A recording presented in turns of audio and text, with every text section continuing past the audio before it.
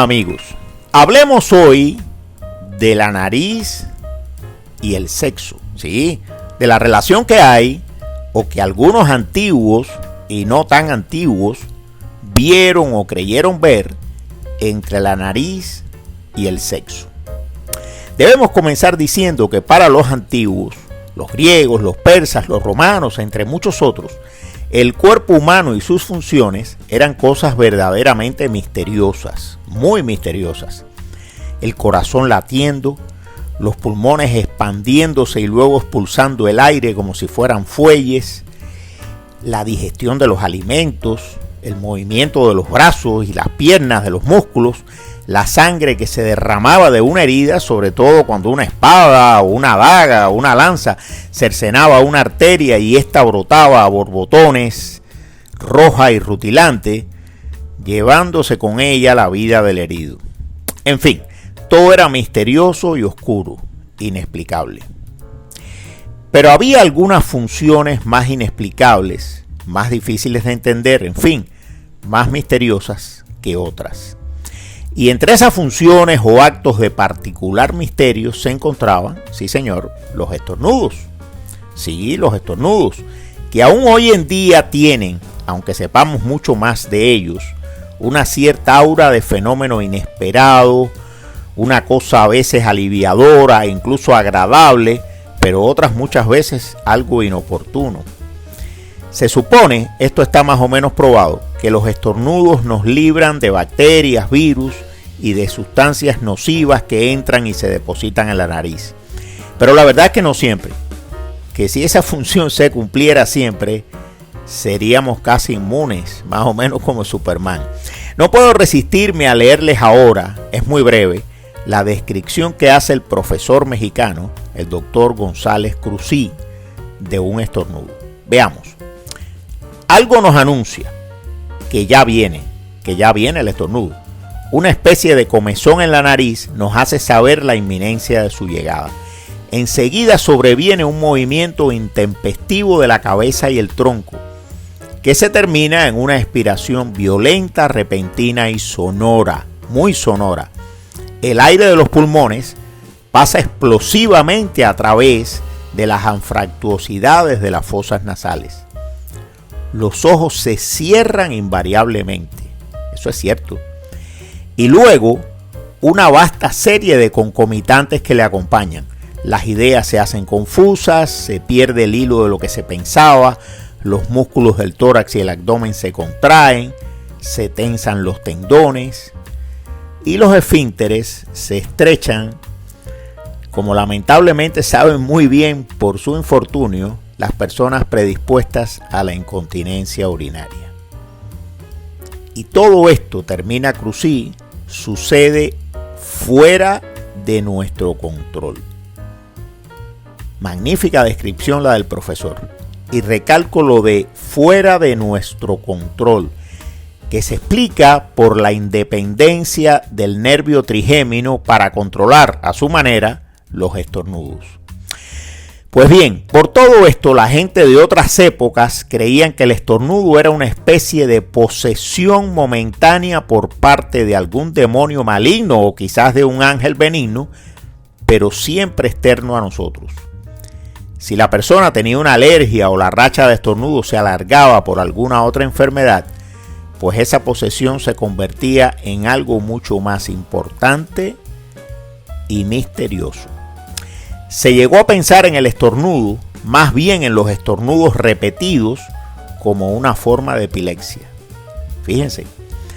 Pero eso llevó, y era lógico esperarlo, a pensar que los estornudos, si es que eran signos de posesión de seres externos, fueran malos o buenos, por tanto fueran también signos de mal o buen agüero. Y de ahí asociar los estornudos y su fuente, la nariz, que en definitiva era la que los producía, con la suerte o la mala suerte amorosa, no había más que un paso. Y ese paso, claro que sí, se dio enseguida. Los estornudos, como signo de la suerte o la desdicha amorosa, se encuentran en multitud de poemas y descripciones de la antigüedad clásica. Es más, el dios Cupido, sí, el niño gordito del arco y las flechas, era un estornudador consuetudinario. estornudaba a la derecha del feliz mortal si le traía buena suerte en la conquista amorosa, o a la izquierda del desdichado si había que esperar lo peor y este pobre debía comenzar a pensar en cortarse las venas. Bueno, interesante. Al mismo tiempo, aunque no sabemos cuándo ni en qué lugar, pero sí que por la época de la guerra de Troya, más o menos, vaya usted a saber, comenzó a difundirse la creencia de que una nariz masculina grande equivalía a un órgano genital también muy grande. Una creencia que, pese a los 3 o 4 milenios que han transcurrido y las muchas pruebas en contrario, persiste hoy en día. Debemos decir aquí que esta creencia se incrementó en la Edad Media, una época donde la nariz no se escondía, o se escondía muy poco, pero el órgano masculino del interfecto sí que se escondía debajo de la armadura. El poeta romano Marcial cuenta en una de sus crónicas, esto parece un troleo, que cuando Marrón, un tipo alto y narigudo, entraba en los baños de Roma, todos los presentes, todos de ambos sexos, arrancaban a aplaudir y a ovacionarlo. ¡Ay Dios! No por la nariz, sino por el desmesurado falo que lucía con mucho orgullo. Un tipo en verdad dichoso este Marrón, ¿eh? Pero la verdad es que esa relación de tamaño se cumple pocas veces. Una buena amiga mía que sabe mucho de magnitudes porque es arquitecta, asegura más bien con énfasis que todo eso es un troleo de mal gusto que poco tiene que ver con la realidad. Bueno, pero todas estas historias que he narrado hasta ahora son de tiempos remotos. Lo bueno viene ahora, o no precisamente ahora, sino a finales del siglo XIX y comienzos del XX. Es cuando se descubre que solo hay 3, y solo 3, tejidos cavernosos en el cuerpo humano que tienen cualidades eréctiles. Esos tejidos son los cuerpos cavernosos del pene masculino, los del clítoris femenino y, pues claro que sí, la mucosa nasal. De esa circunstancia anatómica ya había habido vislumbres siglos antes, sobre todo entre los hindúes. Gentes muy sensuales ellos, mira si no el Kama Sutra, pero les faltaba la microscopía y la histología para redondear bien la cuestión. Todo parecía un simple hallazgo fisiológico sin mayor importancia. Cuando aparece entonces en Viena el señor profesor Sigmund Freud, sí, el mismo del psicoanálisis, el ego, el yo, el superyo y todo lo demás que ya sabemos. A Freud, que era un tipo sumamente bien informado en la fisiología médica y que nada que tuviera que ver con el sexo se le pasaba por alto ni de juego, le vino a la mente, y qué mente, la posibilidad de que influyendo sobre la mucosa nasal se pudiera ayudar de alguna manera a la gente con problemas sexuales, sobre todo los problemas sexuales que afectaban la conciencia.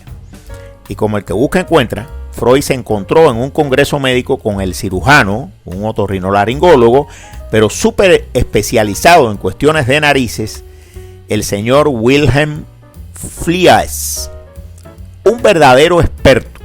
Los presentaron, se saludaron cordialmente, congeniaron, se hicieron amigos y ni que decir que comenzaron a colaborar en cuestiones médicas casi de inmediato. Fliess le explicó a Freud, Fliess era un cirujano, pero también un investigador con mucha experiencia, dos cosas importantes. La primera es que hay una relación muy estrecha entre los olores y el sexo, algo que yo creo que sabe todo el mundo hoy en día.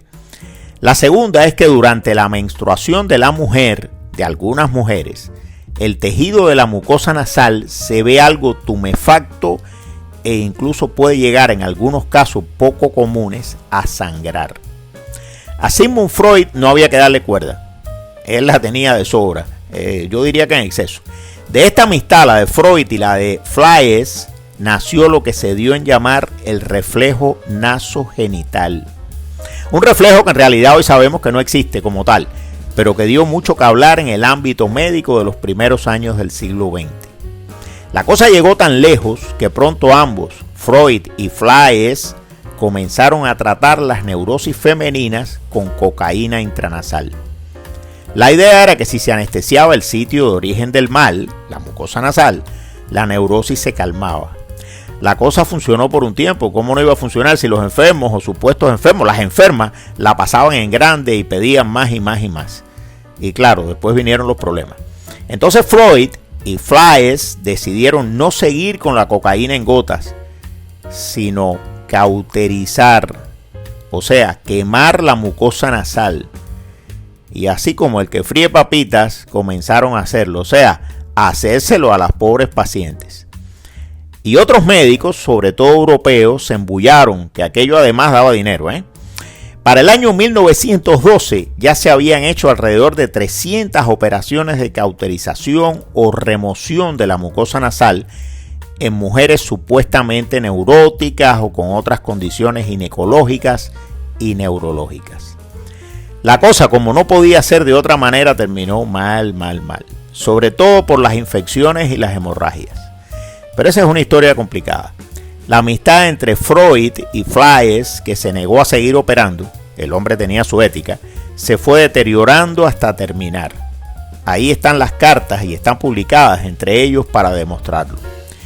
Y todo aquel experimento que duró unos pocos años ha quedado para el cajón de los historiadores de la medicina. Pudiéramos decir que por suerte, Sí señor, por suerte. Y la verdad es que ya casi nadie se acuerda de ese episodio. Menos mal. Bueno amigos, pues nos vemos